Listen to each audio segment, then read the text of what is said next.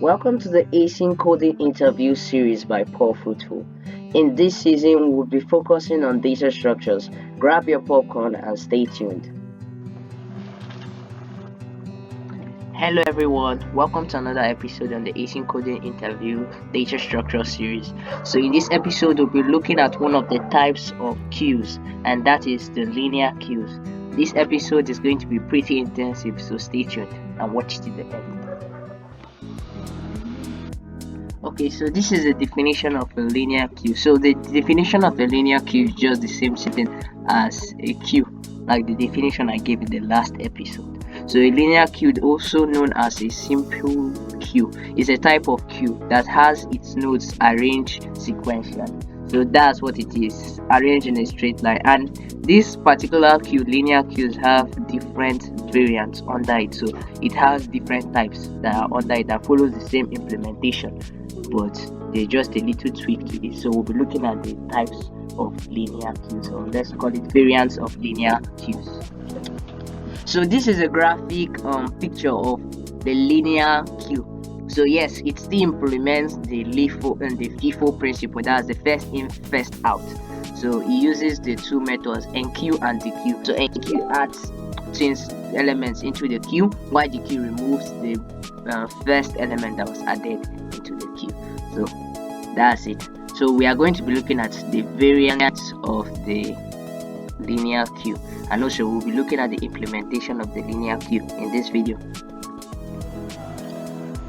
Okay, so these are the three major variants of the linear queues. So the first one is the input restricted queue. So these are queues where that you can only add a node to the queue from only one side, but you can remove nodes from that queue from the both sides. So you can also call it a triply ended queues too. It's a kind of triply ended queues, but the thing is that you can only add a node to the queue from one end, and you can collect, like, remove nodes from the both ends. So the next variant of the linear queue is the output restricted. So it's the opposite of the input restricted. Now in this one, you can only remove nodes from the queue from only one end, and you can add from the both ends. So the next queue is called the DQ, or you can call it the double-ended queues.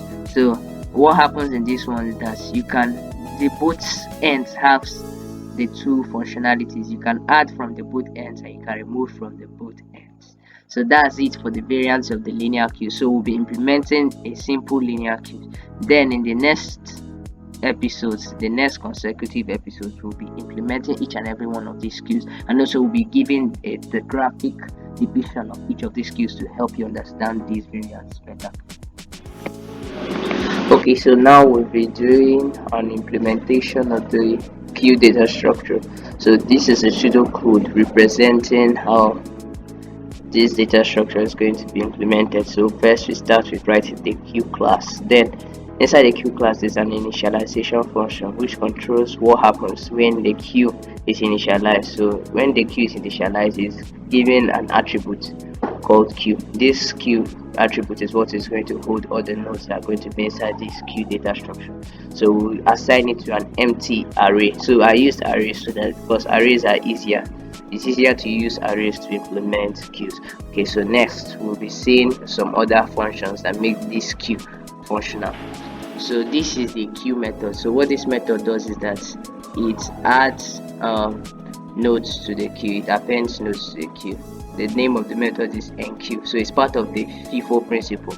So what this one is that it pushes nodes into the queue. So what happens is that the value is passed into the method, and then that value is appended by the queue attribute. So we'll be looking at another method now, the opposite of this method, the one that removes instead of adding. So now this is the dequeue method. So what this method does is that it removes the first node to be in the queue. So the first node that was in the queue, it removes it. So there's no argument that's going to be passed into this particular method. What happens is that the queue attribute is called and it pops the first node on the queue. So it's just like popping the first node on your array and adding from one side and popping the first node, adding from one side. That's exactly what the queue is. So that brings this this video to an end. So in the next consecutive videos, we are going to be learning about the variants of the linear queue. Actually, we may finish the last 3 variants in one video, and then we move on to the next type of queue, that's the priority queue and the circular queue, so that we can wrap up everything about queue. So I'll see you on the next one. Before you leave the video, before you stop watching the video, check the comment section and the description, because I'll be leaving the links to the Python and the JavaScript implementation of this particular data structure.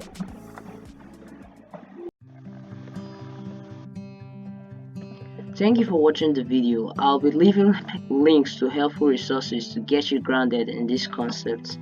I would be releasing a video every Friday, so click the subscribe button and stay tuned. Peace.